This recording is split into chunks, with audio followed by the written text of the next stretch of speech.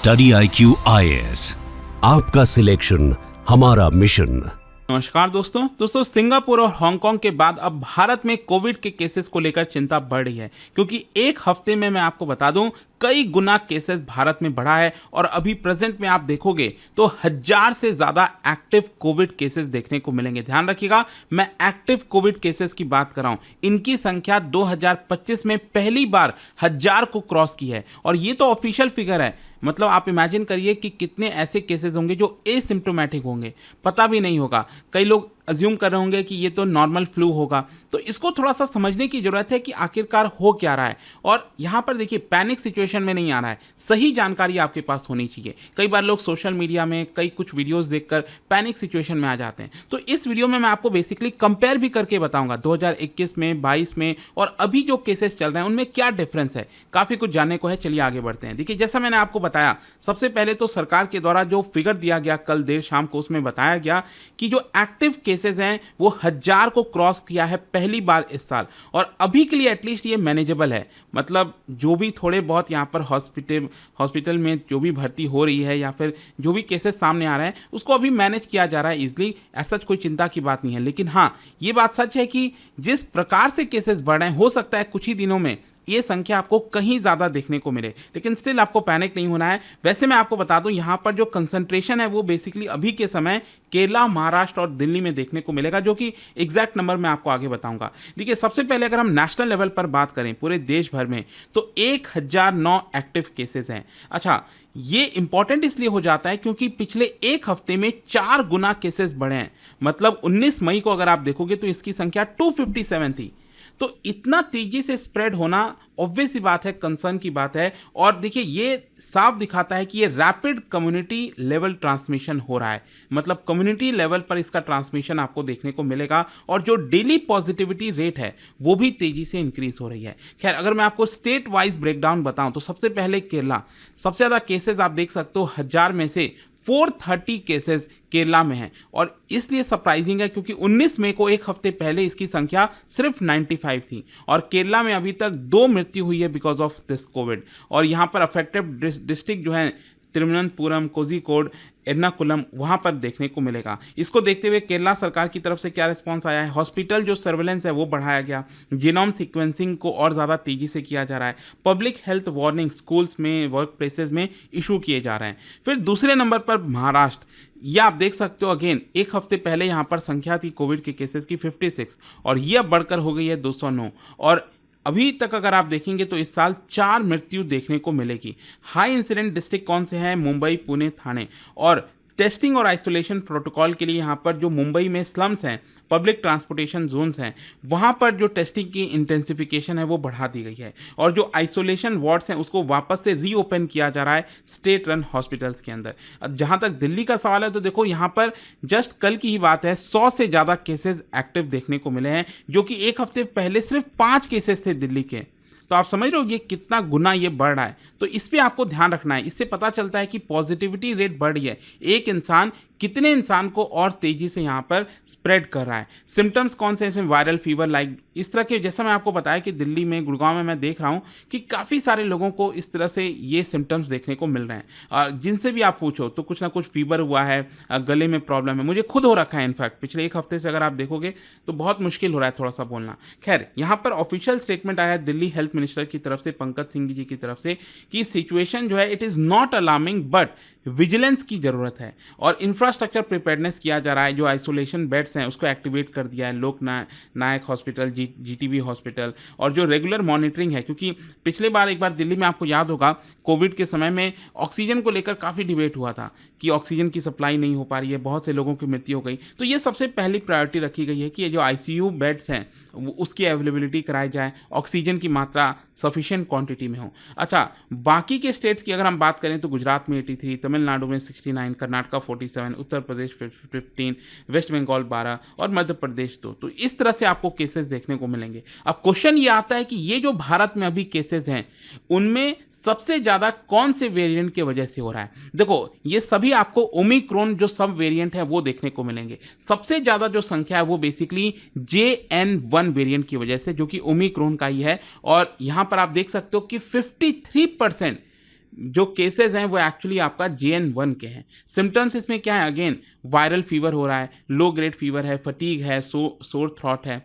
Severity कितनी है, देखो माइल्ड है, लेकिन हाँ ये तेज़ी से स्प्रेड भी हो रही है, ये इंपॉर्टेंट चीज़ है, क्योंकि अभी ये जिस तरह से सिचुएशन पनपा है देश के अंदर, उससे ये पता चल रहा है कि केसेस तेज़ी से स्प्रेड हो रहा है।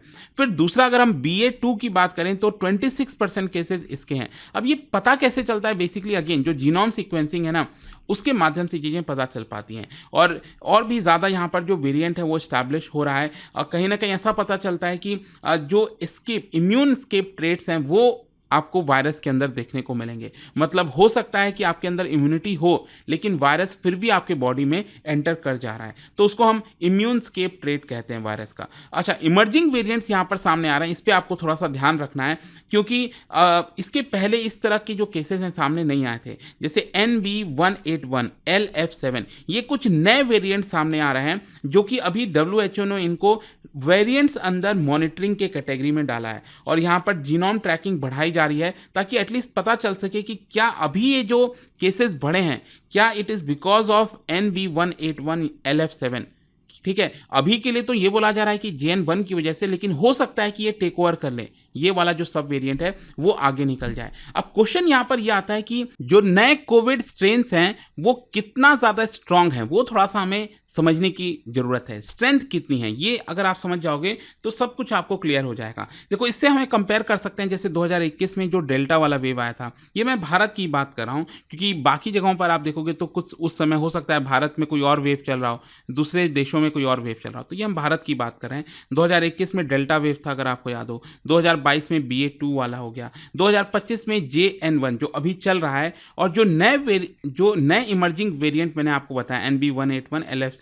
तो अगर हम ट्रांसमिसिबिलिटी की बात करें, मतलब ये कितना तेजी से ट्रांसमिट हो रहा है एक बॉडी से दूसरे बॉडी, कितना तेजी से स्प्रेड हो रहा है, तो डेल्टा वाला मीडियम था, बहुत ज़्यादा हाई नहीं था, और BA.2 वाला हाई था।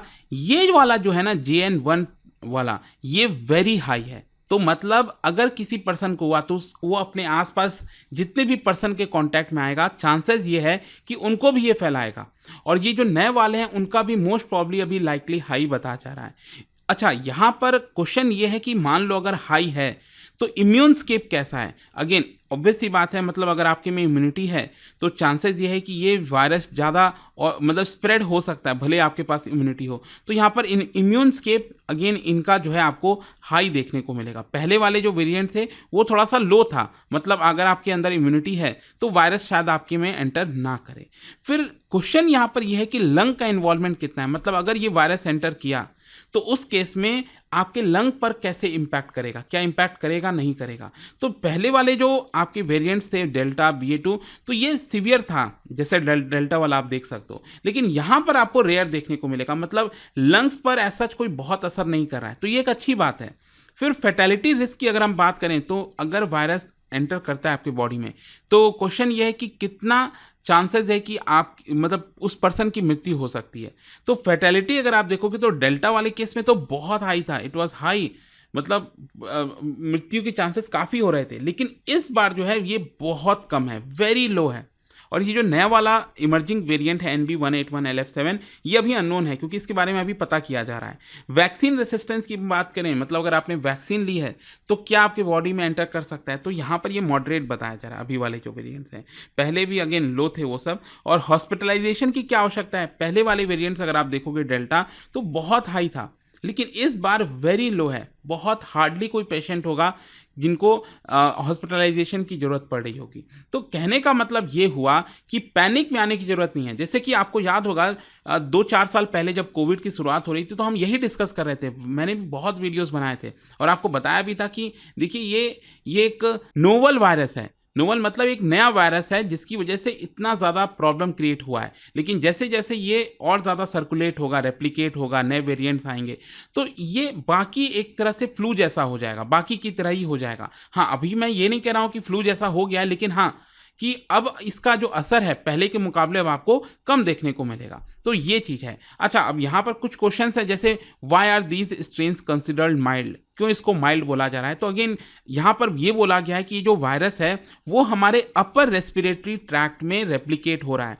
अपर रेस्पिरेटरी ट्रैक्ट का मतलब है लंग्स में ना जाकर हमारे जो नोज हो गया, थ्रोट हो गया, वहां पर ज़्यादा ये रेप्लिकेट हो रहा है। इसका मतलब ये ट्रांसमिट जल्दी हो जाएगा, क्योंकि नोज वगैरह के आसपास से आप छींकते हैं, कुछ भी करते हैं, खांसते हैं, तो उस केस में ज़्यादा तेजी से स्प्रेड होता है। लेकिन हाँ, ये आपके लंग को डैमेज नहीं करेगा, इसी की वजह से इसको माइल्ड बताया जा रहा है। अच्छा, क्वेश्चन ये है कि क्या वैक्सीन वर्क करेंगी? बिल्कुल, भले ही हो सकता है कि वैक्सीन लेने के बावजूद भी आपको यहाँ पर ये हो जाए, ये वाला स्ट्रेन जो है एंटर कर सकता है, लेकिन स्टिल ये आपको प्रिवेंट करेगा कई चीज़ों से, जैसे हॉस्पिटलाइजेशन की उतनी शायद आवश्यकता नहीं पड़ेगी। अब क्वेश्चन ये है कि यहाँ पर रिस्क में कौन कौन लोग हैं, स्पेशली 70 साल से ऊपर के जो लोग हैं एल्डरली, वो रिस्क पे हैं, जिन लोगों को कोमॉर्बिडिटीज़ हैं, जैसे diabetes, cancer, chronic lung disease, तो ये उन लोगों को सावधान रहना है। जैसे अभी मैं देख रहा था, अभी 2 दिन पहले ही केस आया था बेंगलुरु में, 84 ईयर का जो पर्सन है जिनको सीवियर कोमॉर्बिडिटीज़ था, उनको कोविड हो गया, तो उनकी यहाँ पर मृत्यु हो गई। तो उनको थोड़ा सा और ज़्यादा अच्छे से ध्यान रखना है। खैर, इसको देखते हुए सेंट्रल गवर्नमेंट ने क्या स्टेप लिया है? यूनियन हेल्थ मिनिस्ट्री ने high level meeting review meeting की है, और यहाँ पर सभी जो स्टेट्स हैं उनको कई सारे एक प्रकार से निर्देश दिया गया है कि आप अपना सर्विलेंस बढ़ाइए और ज़्यादा से ज़्यादा जो सैंपल्स हैं वो जीनोम सीक्वेंसिंग के लिए भेजिए, तो एटलीस्ट पता चल सके कि कौन सा जो वेरिएंट है वो ज़्यादा तेज़ी से स्प्रेड हो रहा है, और हॉस्पिटल रेडी रहे, इसको लगातार मॉनिटर करते रहिए। तो ये सेंट्रल गवर्नमेंट ने सभी राज्यों को निर्देश दिया है, और इसको देखते हुए दिल्ली की जो चीफ मिनिस्टर है उन्होंने कहा है कि वी आर फुल्ली प्रिपेयर्ड, जितने भी स्टॉक्स चाहिए हमें, मतलब ऑक्सीजन हो, हॉस्पिटल बेड हो, वो सब यहाँ पर हमने रेडी करके रखे हैं। पब्लिक हेल्थ एक्सपर्ट्स ने वार्निंग दी है कि देखिए, हॉस्पिटलाइजेशन अभी भी कम है, लेकिन जिस तरह से ये स्प्रेड हो रहा है वो थोड़ा सा चिंता हमें करता है, और यहाँ पर जो एंटीबायोटिक का मिसयूज़ है ये भी गलत है। कई बार लोग क्या होता है ना कि फीवर है, फ्लू है समझ के, नॉर्मली आपने देखा होगा कई बार लोग मेडिकल शॉप पे जाते हैं, वो एडवाइस कर देता है ये एंटीबायोटिक ले लो, जिसकी वजह से रेसिस्टेंस क्रिएट होने लगता है। तो ये बिल्कुल भी भूल कर भी नहीं करना है। तो ये थोड़ा सा आपको ध्यान रखना है कि जो है आपका एंटीबायोटिक अपने आप से खुद से नहीं लेना है, डॉक्टर के सलाह के बिना। तो यहाँ पर रिकमेंडेशंस क्या है पब्लिक के लिए? अगेन वही जो छोटी मोटी चीज़ें आप पहले भी करते आ रहे थे कि मास्क पहनो, हैंड हाइजीन रखो, कोई भी सिम्टम्स रहे तो टेस्ट कराओ। क्या नहीं करना है? अपने खुद से मेडिसिन नहीं लेनी है, एंटीबायोटिक्स नहीं लेना है, मिस इन्फॉर्मेशन स्प्रेड नहीं करना है, सोशल मीडिया के हर एक चीज़ पर बिलीव नहीं करना है। तो कंक्लूजन ये निकलता है कि अभी जो डेटा हमारे पास सामने आए हैं उससे पता चलता है कि ये सीजनल है, वेरिएंट ड्रिवन स्पाइक है, ना कोई पैंडमिक लेवल थ्रेट है। लोकलाइज्ड सर्विलेंस, अर्ली वार्निंग जो हैं ये एसेंशियल हैं, जरूरी हैं इस समय, ताकि पब्लिक को अवेयर किया जा सके। और भारत में क्योंकि हाई वैक्सीनेशन रेट है तो यहाँ पर हमारे पास इम्यूनिटी रहेगी। हो सकता है कि कुछ बूस्टर डोज की जरूरत पड़ जाए, अब वो डिपेंड करता है कि सरकार निर्देश देती है नहीं देती है, बट आई होप कि अभी के लिए जो सिचुएशन थी देश में उसके बारे में सभी जानकारी मैंने आपको दे दिया है। और जाने से पहले आप सबके लिए एक इंटरेस्टिंग क्वेश्चन, क्या बता सकते हो भारत में कोविड सिचुएशन को देखते हुए जो इंसाकॉग नेटवर्क है ये बनाया गया था, तो इसकी प्राइमरीली रिस्पॉन्सिबिलिटी क्या है वो आपको बताना है इन 4 ऑप्शन में से। इसका जो राइट आंसर है आप सब जानते हैं, मेरे इंस्टाग्राम पर तो मिलेगा ही, वहां पर अगर आप नहीं है कोई बात नहीं, टेलीग्राम से ले सकते हैं इसका सही उत्तर। और देखिए 31 मई तक अगर आप हमारे किसी भी यूपीएससी बैच में एनरोल करते हैं तो यहाँ पर एक्स्ट्रा जो अर्ली स्टार्ट ऑफर है, क्योंकि अभी अभी प्रीलिम्स ओवर हुआ है, आपके पास एग्जैक्टली 1 साल बचे हैं इन बैचेस में एनरोल करने के लिए, तो जरूर इसका फायदा उठाइएगा। By using this code Ankit live you will get the maximum discount. दोस्तों, चाहे आप यूपीएससी की तैयारी शुरू कर रहे हो या फिर प्लान बना रहे हो, मेरे पास है एक जबरदस्त अपॉर्चुनिटी, स्टडी आईक्यू का यूपीएससी फाउंडेशन कोर्स। सोचिए, एक ऐसा ऑल इन वन प्रोग्राम जहां मिलेगा आपको सॉलिड तैयारी, 1000+ आवर्स की लाइव क्लासेस टॉप एजुकेटर्स के साथ, personalised mentorship, hand written notes और पीआरपी एमआरपी जैसे फोकस्ड रिवीजन मॉड्यूल्स। स्कॉलरशिप भी हैं दोस्तों, प्रीलिम्स क्लियर करो, पूरा फीस रिफंड लो। हर मंथ टॉप परफॉर्मर्स को मिलेंगे 11,000 रुपीज के cash reward. Economically weaker students के लिए है उड़ान स्कॉलरशिप, ताकि पैसा कभी रुकावट ना बने। गोल्ड, प्लैटिनम या डायमंड, जो प्लान आपके लिए बेस्ट हो उसे चूज कीजिए। और सबसे खास बात, आपको गाइड करेंगे खुद x secretary Anil Swarup sir, जिन्होंने यूपीएससी सिस्टम को अंदर से देखा है। स्टडी आईक्यू पर भरोसा किया है 2 करोड़ से ज्यादा इंडियंस ने, और अब आपका नंबर है यूपीएससी फाउंडेशन कोर्स के साथ अपना आईएएस ड्रीम सच करने का। अब करना क्या है, बस स्टडी आईक्यू के ऐप पर जाइए या फिर कमेंट सेक्शन में दिए गए लिंक पर क्लिक करिए, यूपीएससी फाउंडेशन कोर्स ढूंढिए। बाय नाउ पर क्लिक करने के बाद डिस्काउंट कोड के सेक्शन में लिखिए ANKITLIVE अंकित लाइव और पाइए सबसे lowest price. Your IAS journey starts now. Study IQ IAS, आपका सिलेक्शन हमारा मिशन।